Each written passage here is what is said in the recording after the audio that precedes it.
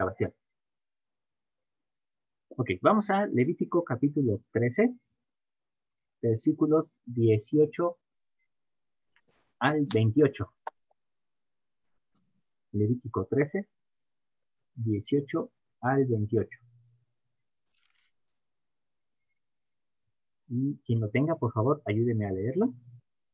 Yo lo tengo. Por favor, Adri.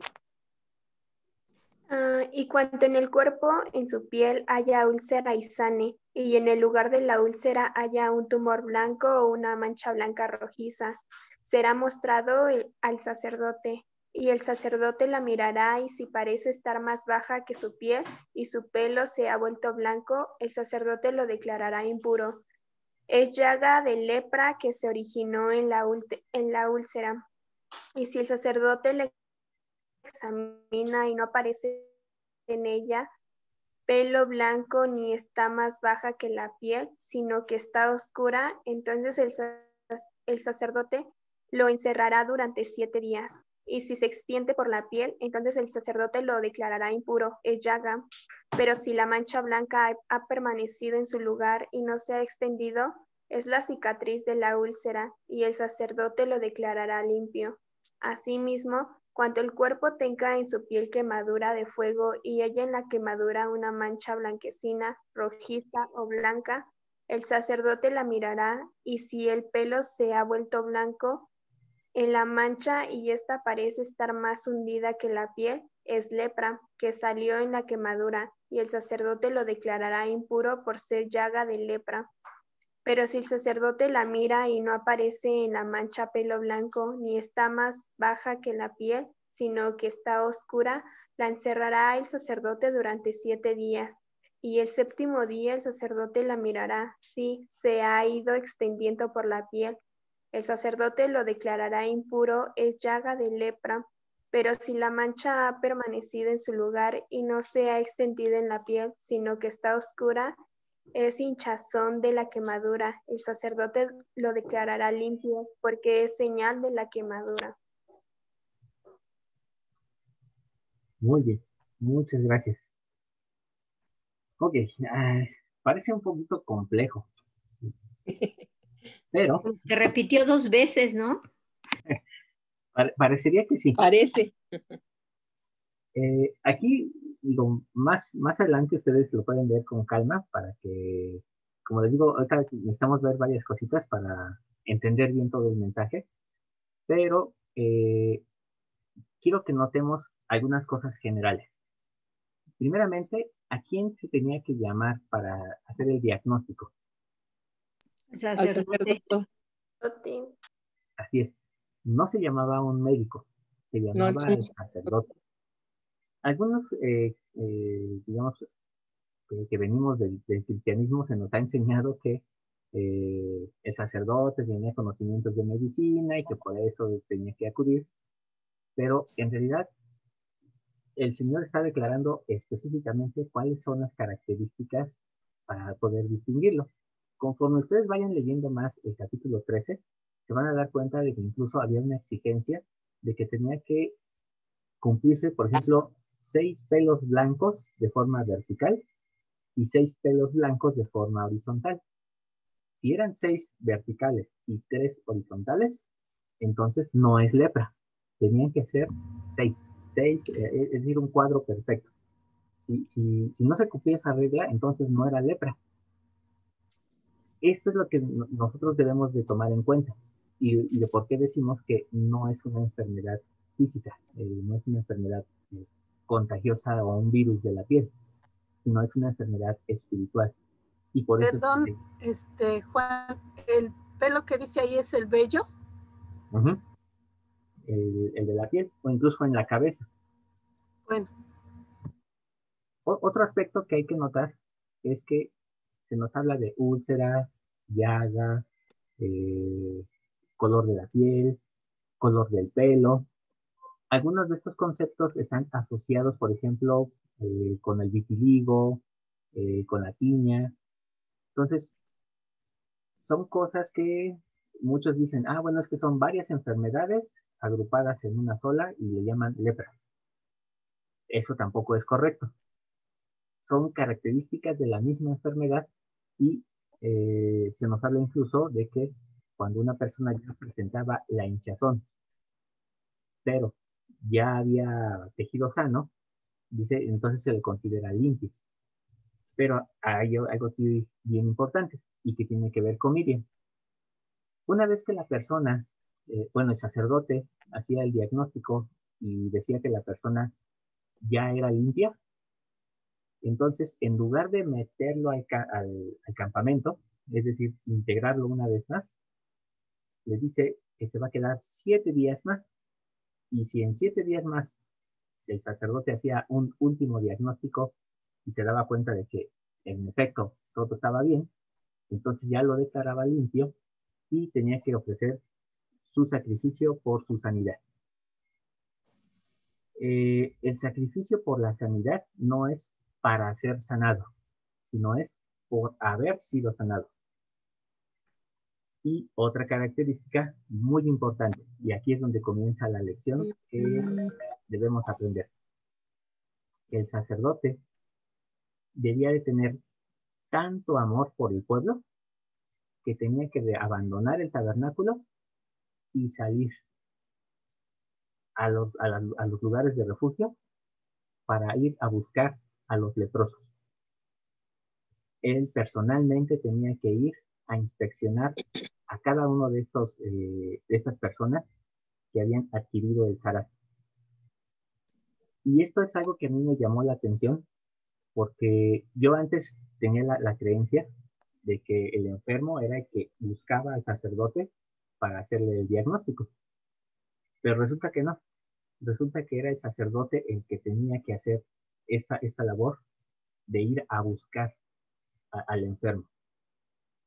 Y además, cuando una persona tenía la idea de que su casa estaba leprosa, entonces iba con el sacerdote, daba aviso y el sacerdote le decía, sal de esa casa por 7 días.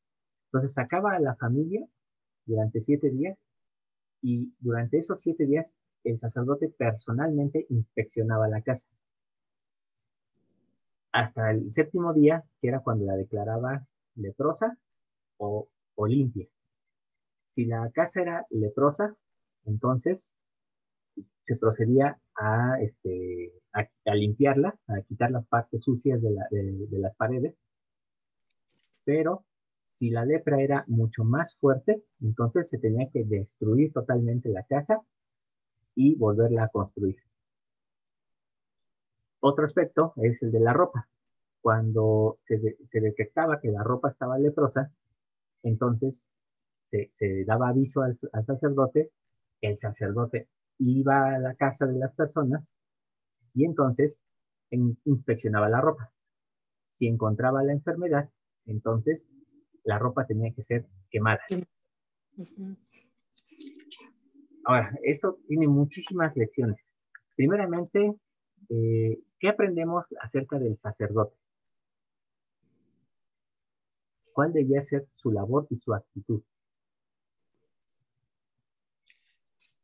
Yo una de las veces que he estudiado esta parte, yo aquí tengo una nota así con letras grandototas, como que es la ayuda que nos proporciona el obispo durante el proceso del arrepentimiento. En ese entonces que yo lo estudié, yo vi que, porque aquí viene tan explícito que de alguna manera es como hoy en día, ¿no? Nuestro obispo nos ayuda e inspecciona nuestra alma y nos indica qué cosas son las que tenemos que hacer, nos traza metas y nuevamente revisa si hemos cumplido, qué es lo que más nos falta, o sea, así poco a poco nos va guiando hasta que lleguemos a pasar por todo ese proceso para poder que nuestros pecados sean perdonados. Eso fue lo que pues, yo aprendí durante una etapa de estudio que tuve. Muy bien, hermana, muchísimas gracias. Considero que en estos tiempos la labor de antes el sacerdote, ahora el obispo, por ejemplo, es ir a ver a los hermanos que ya no van, que se han ausentado, para ver por amor, por misericordia, por caridad, qué es lo que sucede, por qué no han asistido y ver si es por enfermedad, por economía o por lo que sea. Esa sería la actitud, ¿no? O sea, actuar conforme el amor de Jesucristo. Muy bien, hermano. Muchísimas gracias. Solo que ahora, en la actualidad, en este periodo de restauración, ya nos encontramos en la época en la que podemos ser sacerdotes y sacerdotisas, tanto hombres como mujeres, en el orden de Melquisedec. Somos llamados a ser sacerdotes, pueblo santo. Entonces, ya no es una labor exclusiva del obispo, ya no es una labor exclusiva del sumo sacerdote, sino ahora todos como sacerdotes tenemos el deber de salir de nuestro tabernáculo y entonces ir a visitar a aquellos hermanos que por alguna razón están enfermos espiritualmente, que les ha llevado a salir del campamento y entonces nosotros debemos de ayudarles las veces que sea necesaria para encontrar una solución a su enfermedad, hasta que queden limpios y entonces puedan regresar. Y esta es una labor de amor, no es una labor de obligación, no es una labor ritual, como muchas veces nos han presentado, de cuántas visitas se hizo, de entregar números. Es una labor de amor, de realmente tener un interés por el enfermo espiritual. Entonces, que ojalá podamos estar conscientes de esta situación. Esto por una parte. Ahora, hay algo que tenemos que aprender del enfermo. El enfermo se le llama, déjenme ver mis notas, al enfermo se le llama Metzorá y significa el impuro. El Metzorá, una vez que el sacerdote le decía, ¿tienes lepra? ¿O tienes tzará? Entonces, el Metzorá, el impuro, tenía que rasgar sus vestiduras, echar ceniza sobre su cabeza, salir a la calle y gritar, inmundo, inmundo. Y mostrar a todas las personas que él era inmundo. Hermana Sofía. Yo quería hacerle una consulta, hermano. Esto que usted habla de que nosotros tenemos ahora también la encomienda de salir a buscar a nuestros hermanos, ¿eso también aplica para la familia? Para nuestra familia. Por ejemplo, no sé, los papás, los hermanos, los hijos. Sí, en sí esta es una labor de, digamos, de quienes están dentro del orden de Melquisedec. Pero esto se va aprendiendo desde el orden de Aarón. Entonces, desde que son diáconos ya pueden entrar en esta labor. Los maestros, de hecho, como tal, su título de maestros les da el honor de poder ser maestros orientadores como tal. Así es su oficio, de poder instruir a otras personas y ayudarles en su proceso de sanación espiritual. Entonces, tanto hombres y mujeres a partir de los 12 años, 11 años incluso, ya pueden empezar a formar parte de esta labor. No como una obligación, pero sí como una forma de que vayan adquiriendo ese amor. No sé si a eso se refiere, hermano.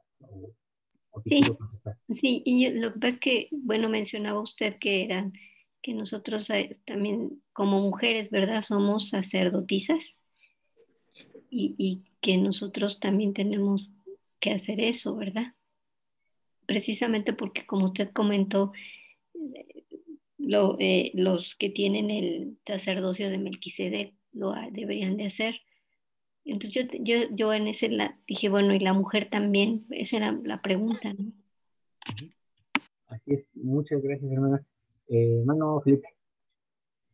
Sí, lo que quería comentar es que en estos tiempos las hermanas se organizan como parejas ministrantes y eso es la labor que están haciendo. Van y visitan a las hermanas, ven cómo están, ven si tienen alguna necesidad, igual que los hermanos hacemos las parejas ministrantes y vamos y le informamos al presidente del Quórum Déleres y luego él informa al obispo y se toma alguna designación o alguna cuestión que requieran esas parejas, familias, pero las hermanas también ya están organizadas en eso de la Sociedad del Socorro.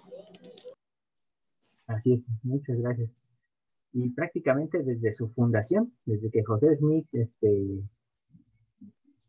puso las manos sobre Emma, le dio este privilegio de poder ser un administrante de la caridad de forma ambulante, a manera de un apóstol, y de casa en casa mostrando esta caridad. Entonces, esto es algo extensivo para hombres y mujeres, y que tenemos ese deber. Pero, insisto una vez más, es un deber de amor, no un deber ritual. Muy bien. No sé si hay alguna otra pregunta. Bien. Ok, pues Miriam recibe su sanación por medio de la intercesión de Moisés, en el relato que leímos. Pero resulta que aún recibiendo su sanación, ella tenía que cumplir con digamos, la parte ritual de todo esto. Tuvo que ser expulsada del campamento durante 7 días, cumpliendo estos requisitos para que en el 7º día Aarón fuera a revisarla y entonces poder comprobar que había sido sanada y ofrecer el ritual de sanación. Y aquí es donde viene también el secreto de por qué a unos sí y a unos no. Ok. Si Aarón se hubiera enfermado del Zarat, ¿quién hubiera podido, digamos, ayudar a Miriam a regresar al campamento? Si era labor del sacerdote. ¿No? Perdón, hermano Felipe. Los sacerdotes del templo y si no Moisés. Pues podría decirse que sí, por concepto de delegación. Pero en realidad la responsabilidad era de Aarón. Y su castigo, por decirlo así, fue ver a su hermana enferma, no poder hacer nada, porque no fue por él que vino la sanación, sino fue por Moisés. Pero además de eso, él tenía la obligación de salir a ver a su hermana eh, para verificar su sanidad.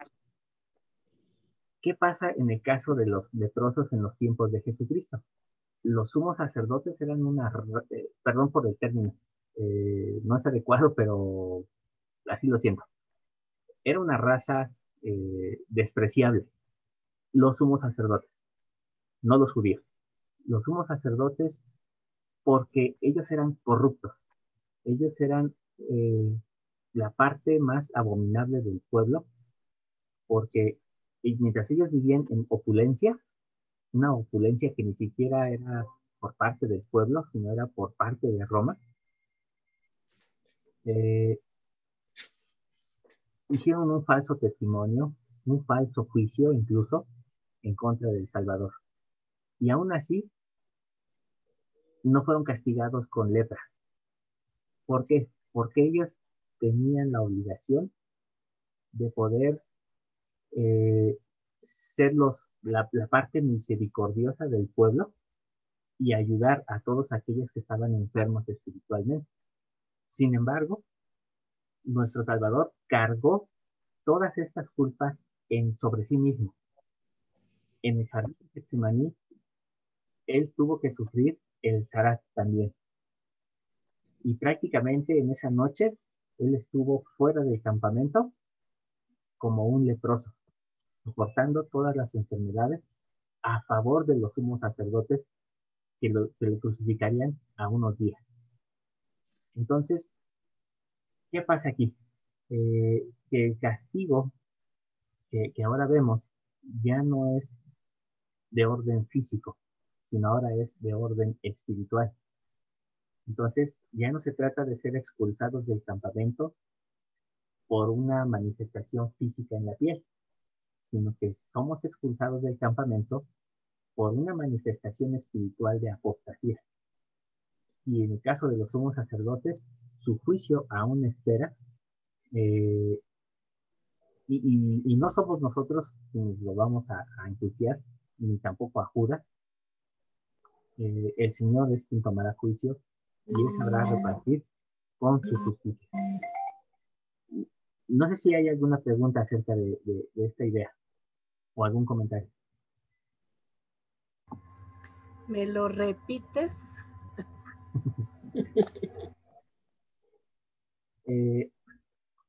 Ahorita nos preguntaba la hermana Rosalinda de por qué los sumos sacerdotes, que eran lengua de serpiente, que eran lengua maligna, ellos no estaban leprosos. Y a pesar de que hicieron falso juicio, a pesar de que difamaron, perdón, hermana, ¿ya quiere comentar algo? Después. Okay. Aún así, ellos no recibieron el zarat. ¿Por qué razón? Porque Cristo fue el que lo tomó sobre sí en el jardín de Getsemaní. En ese jardín es cuando recibe todas las enfermedades del mundo y una de ellas es el zarat. Él sufre como leproso durante esa noche para que los sumos sacerdotes mostraran misericordia y aún así no la demostraron, por lo cual su juicio queda pendiente para el día del juicio, en el cual él mostrará a todos aquellos sacerdotes que no han actuado con misericordia, que no han actuado con justicia, y entonces los llamará a cuentas nos llamará a cuentas, perdón, y entonces determinará con justo juicio las cosas el castigo que habremos de merecer. Entonces, por esas razones que ellos no fueron o no recibieron esa maldición de lepra. Pero la maldición del zarat es selectiva, no a todos les da. Y ahora vamos a ver por qué. ¿Por qué no a todos les da? ¿Alguien recuerda a Job? Perdón, antes de continuar, hermana Aida, ¿quería comentar algo? Acerca de la aclaración de ahora de este tipo de lepra,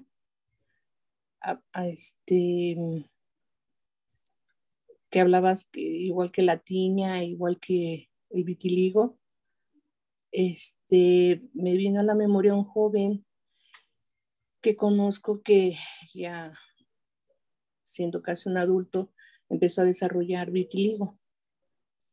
Y después de algunos años, un médico le comentó, porque lo tuvo durante un tiempo, iba aparentemente avanzando y después desapareció, pues bueno, disminuyó y ya su piel tenía su tono normal, y después de algunos eventos en su vida empezó a manifestarse otra vez el vitiligo.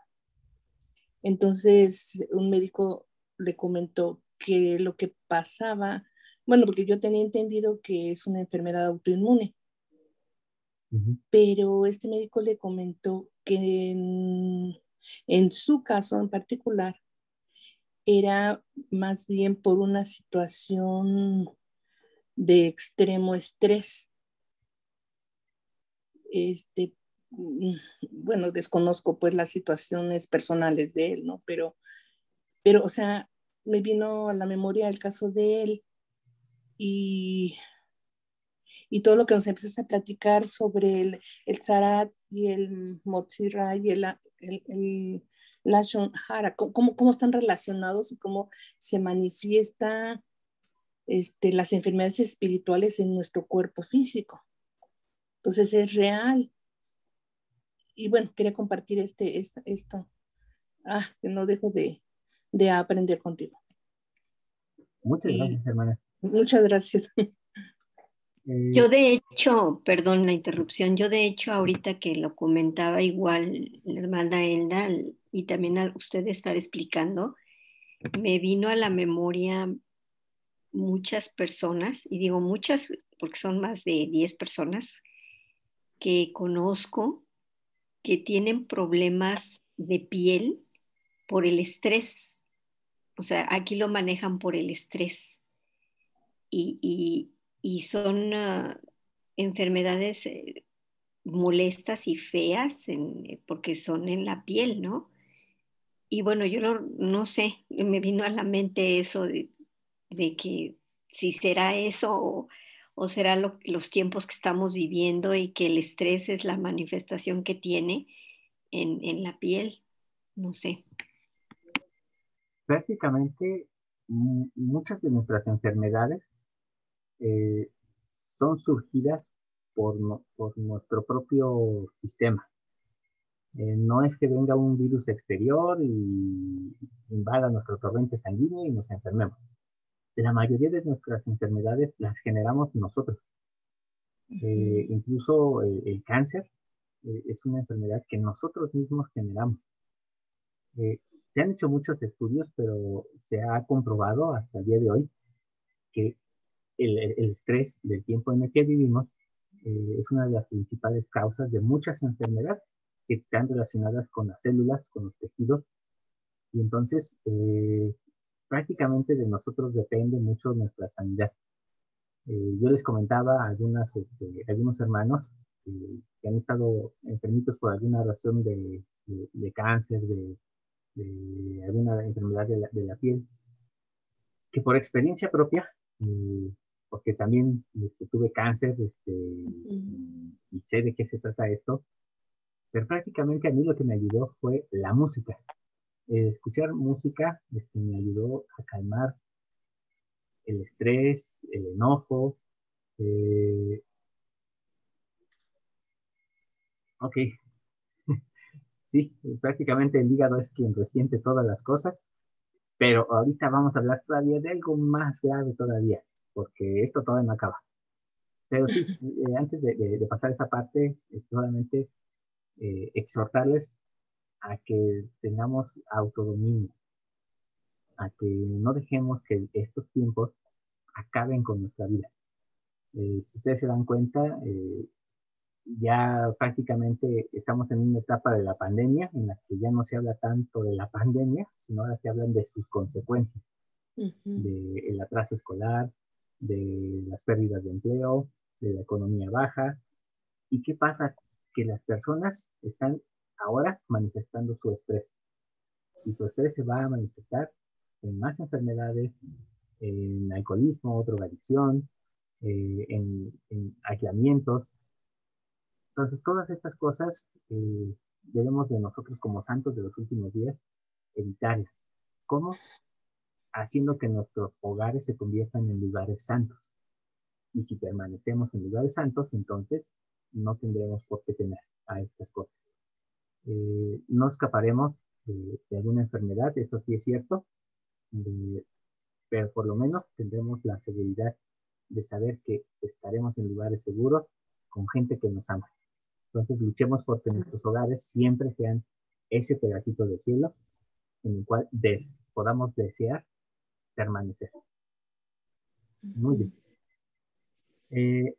Juan, Sí. Juan, se me vino a la mente cuando el Señor le dijo a Moisés, ¿no? Que levantara pues una serpiente de bronce y que por esas pequeñitas cosas, que pues ellos miraran, ¿no? Los que mordieran las serpientes voladoras no iban a morir. Entonces, a veces una de las cosas ahorita me vino a la mente es la oración y como tú dices, hacer que nuestros hogares sean un pedacito de cielo, ¿no? lugares santos. Y eso pues nos va a ayudar a que estas enfermedades entren en espiritualmente, ¿no? En nuestros cuerpos. Así es. Y es una buena analogía, hermana, porque esto que acabamos de mencionar, de que nuestros hogares sean lugares santos, parece muy sencillo. Es algo así como que, ay, sí, otra vez vamos a hablar de eso que es Se tan... corta otra vez tu voz. Ok, bueno. Bien. Parece sencillo, pero a veces por lo sencillo no queremos hacerlo. Entonces, que no nos pase como a esos israelitas que prefirieron no mirar a la serpiente por lo fácil que era. Y entonces mejor hagamos y sigamos el consejo de nuestros profetas de hacer que nuestros hogares sean un pedacito de cielo. Bien, voy a hablar rápidamente del ritual, no lo voy a leer, están en Levítico capítulo 14, ahí ustedes lo van a encontrar. Lo explico rápidamente para que nos dé tiempo de ver lo demás. ¿Qué tenía que ocurrir una vez que la persona ya era sana y el sacerdote le decía, estás limpio? Entonces, la persona, el Metzorá, tenía que tomar 2 palominos. Estos 2 palominos, de estos 2, perdón, tenía que matar a uno. Y su sangre tenía que ponerla en una bandeja. Este palomino muerto, pues tenía que ser quemado y desechado. Pero el palomino que estaba vivo tenía que ser remojado en la sangre de la otra paloma. Y yo sé que va a ser un ritual medio extraño, pero bueno, se mojaba a esta paloma, a la segunda paloma, con la sangre de la primera, y entonces se salpicaba al Metzorá, es decir, al que estuvo enfermo, se salpicaba con la misma sangre y con agua a través del hisopo, se salpicaba a la persona, y por último, se mojaba el carmesí en la sangre también. Por último, tanto el hisopo como el carmesí, como les decía, se quemaba junto con la paloma que había muerto. Y la otra paloma, ensangrentada y mojada con el agua, se tenía que dejar libre. Perdón, omití también que la madera de cedro también se quemaba junto con la paloma. Entonces, todo esto se tenía que quemar, excepto la paloma que se quedaba viva y se dejaba ir bañada en sangre. Es un ritual extraño, no sé qué les parece a ustedes. ¿Las aguas vivas se referirá que en un río o en agua corriente? Ajá. ¿O en la fuente? Podía ser aguas de río o aguas de mar. Pero si se dan cuenta, no sigue ningún patrón de lo que normalmente estamos acostumbrados en el tabernáculo. No hay becerro que represente a Jesucristo, no hay vaya, un orden sacerdotal como tal. De hecho, este sacrificio lo hacía la persona que había estado enferma con la ayuda del sacerdote. Bien, aquí hay una lección gigantesca que nosotros tenemos que aprender. Pero antes de poder analizar esto, necesitamos analizar otros casos. Y tenemos aquí algunos casos de lepra. De la historia de 4 leprosos. Tu voz. Sí. Ok, ¿ya me oyen mejor? Bueno. Ahorita se escucha, pero se te ve cortado la voz. Ok. Estos casos los vamos a analizar. Yo creo que de forma muy breve, ya no nos va a dar tiempo de leer las escrituras. Entonces los vamos a comentar solamente. Y para poder entender por qué el ritual tan extraño de Levítico, ¿sale?